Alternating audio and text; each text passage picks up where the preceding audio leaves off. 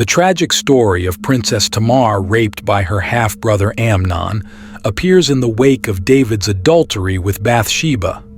This story comes right after the prophet Nathan rebuked David for his sin with Bathsheba and her husband Uriah, one of David's mighty men. David had been reigning as king for some time, and he decided that he wanted Bathsheba, so he sent for her and committed adultery with her, eventually sending her husband to his death in battle to cover up the sin. When all of this blew up in David's face, he didn't get defensive but owned up to his sin and repented. His sin was removed, but he still had to live with the consequences. One of those consequences was that the sword would never depart from his house, a phrase basically meaning that he would always have something bad going on in his family. And here is a short recap of what happened before this curse and before the tragic story of Tamar for your understanding. After David killed Uriah, 2 Samuel 11 verse 26 reads, "When Uriah's wife heard that her husband was dead, she mourned for him. After the time of mourning was over, David had her brought to his house, and she became his wife and bore him a son. But the thing David had done displeased the Lord. Then the Lord sent prophet Nathan to David in verse 12. Then Nathan said to David, 'This is what the Lord, the God of Israel, says. I anointed you king over Israel, and I delivered you from the hand of Saul. I gave your master's house to you, and your master's wives into your arms. I gave you all Israel and Judah, and if all this had been too little, I would have given you even more. Why did you despise the word of the Lord by doing what is evil in his eyes? You struck down Uriah the Hittite with the sword and took his wife to be your own. You killed him with the sword of the Ammonites. Now, therefore, the sword will never depart from your house, because you despised me and took the wife of Uriah the Hittite to be your own. This is what the Lord says. Out of your own household I am going to bring calamity on you. The son born to you will die."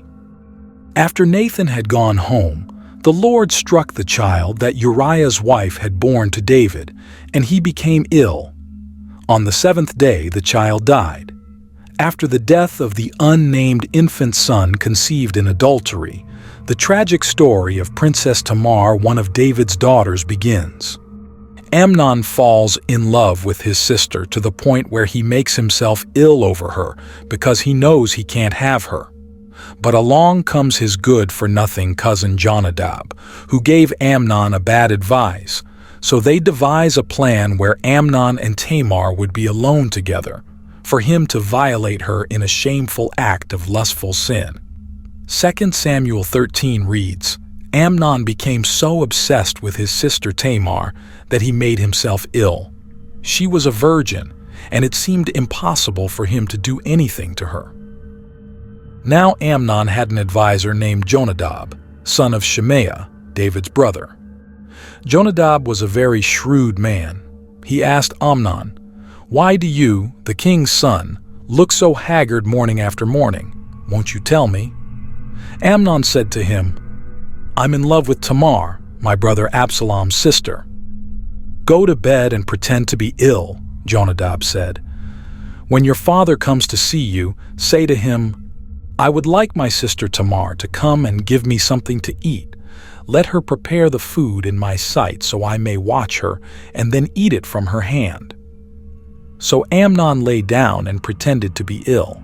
When the king came to see him, Amnon said to him, "I would like my sister Tamar to come and make some special bread in my sight, so I may eat from her hand." David sent word to Tamar at the palace, "Go to the house of your brother Amnon and prepare some food for him." So Tamar went to the house of her brother Amnon, who was lying down. She took some dough, kneaded it, made the bread in his sight, and baked it. Then she took the pan and served him the bread, but he refused to eat. "Send everyone out of here," Amnon said. So everyone left him. Then Amnon said to Tamar, "Bring the food here into my bedroom so I may eat from your hand." And Tamar took the bread she had prepared and brought it to her brother Amnon in his bedroom. But when she took it to him to eat, he grabbed her and said, Come to bed with me, my sister." "No, my brother," she said to him. "Don't force me. Such a thing should not be done in Israel. Don't do this wicked thing. What about me? Where could I get rid of my disgrace? And what about you? You would be like one of the wicked fools in Israel. Please speak to the king. He will not keep me from being married to you." But he refused to listen to her, and since he was stronger than she, he raped her. Then Amnon hated her with intense hatred. In fact, he hated her more than he had loved her. Amnon said to her, "Get up and get out." "No," she said to him, "sending me away would be a greater wrong than what you have already done to me." But he refused to listen to her. He called his personal servant and said, "Get this woman out of my sight and bolt the door after her." So his servant put her out and bolted the door after her. She was wearing an ornate robe, for this was the kind of garment the virgin daughters of the king wore. Tamar put ashes on her head and tore the ornate robe she was wearing. She put her hands on her head and went away, weeping aloud as she went.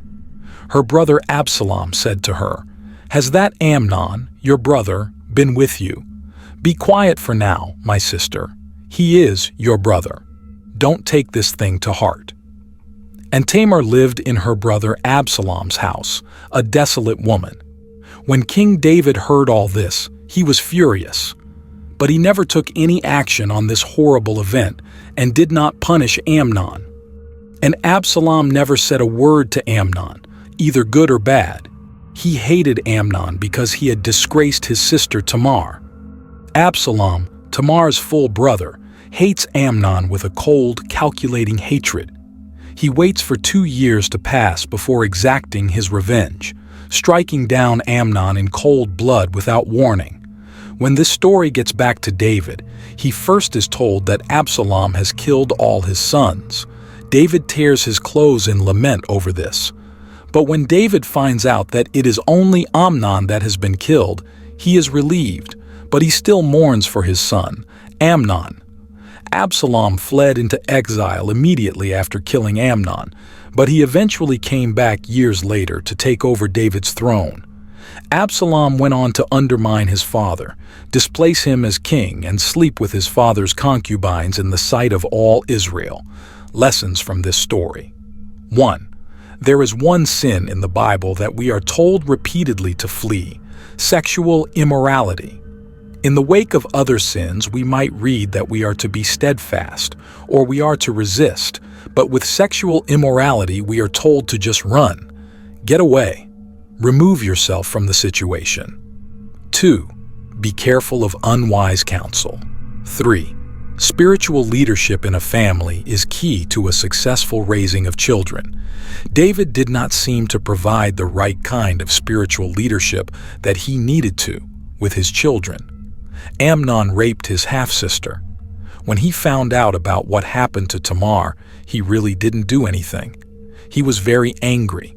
That is all that is said about the actions that David took when he found out about Amnon's actions. He just got angry. As far as we know, no disciplinary action was taken. There were no written repercussions. We can infer that Amnon soon came back into good graces with the king, as nothing evil is said about him 2 years later.